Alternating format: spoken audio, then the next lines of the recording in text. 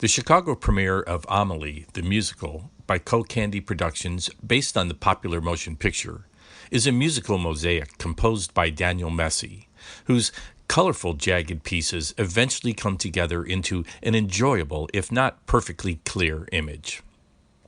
This is Reno Lovison, executive producer at ChicagoBroadcastingNetwork.com, reminding you to please like, share, and of course subscribe to our podcast to be alerted when new content is added.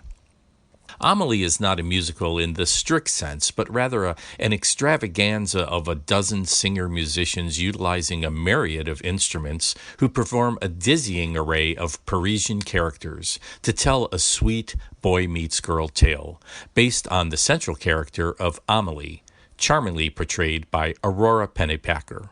The story seems incidental to the exuberant performance of roughly 30 musical numbers that stream one into the other over 2 acts, ostensibly to tell of Amelie's life from birth through her mid-20s as she searches for meaning through random acts of kindness and an ultimate, though reluctant, quest for love.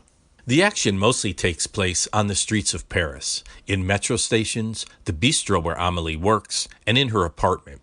But like a fever dream, each scene morphs one into the other through employment of a door, a few tables, or, in the case of the metro station, a photo booth that enters and exits through a portal at the back of the stage area. Amelie's love interest, Nino, played by Joe Giovannetti, works in a sex shop but is obsessed with finding a mysterious man who takes pictures of himself in metro booths around Paris, then rips them in half and discards them. Nino wants to know why the mystery man does this and who he is, saving the discarded fragments in a scrapbook that Amelie finds, which leads to their meeting. The storyline is peppered with absurd encounters and arbitrary obscure facts. Joining his quest, Amelie conjectures that the man is dead and going around taking pictures of himself to prove he's still alive. Staged in the downstairs studio at Chopin Theater, there is a designated floor-level performance area with the audience arranged on 3 sides. Bistro tables offer additional seating, and performers enter and exit from every direction, making this an immersive experience. Musical instruments are stationed throughout the space, standing at the ready to be utilized as needed. Each member of the ensemble not only has an exceptional singing voice, but also plays several instruments. At one moment guitar, then violin, percussion, or trombone. The accordion of Lucas Burr as the blind beggar provides a distinctive Parisian atmospheric element. The performers are having such a good time, it's unclear whether the audience is there to enjoy the performance or the audience is there to give the performance an excuse to enjoy themselves. The Elton John-inspired interlude by Todd Ulworm is a showstopper. To my ear, there was no standout melodies, but the contemporary compositions have a distinctive Parisian tonality overall. Because the performers are singing with French accents, the lyrics of Daniel Messe and Nathan Tyson can be difficult to grasp at times.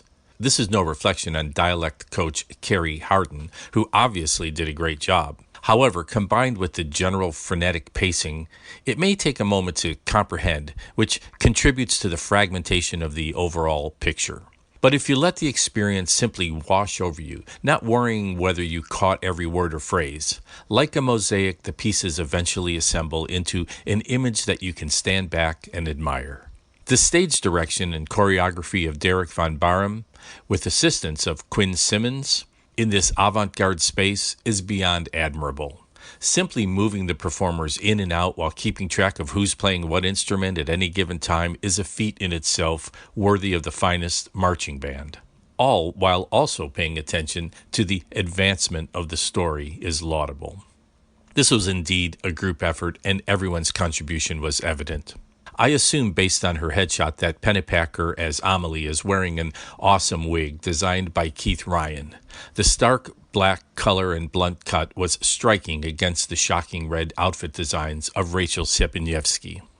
Kudos to stage manager Kendall Meyer and assistant stage manager Ethan Collish for being sure everything and everyone was in place during the live performance. Max Maxon's lighting was essential for adding atmospheric effect to the minimalist set design. Bouncing lights off of various windows hanging around the perimeter of the stage was brilliant.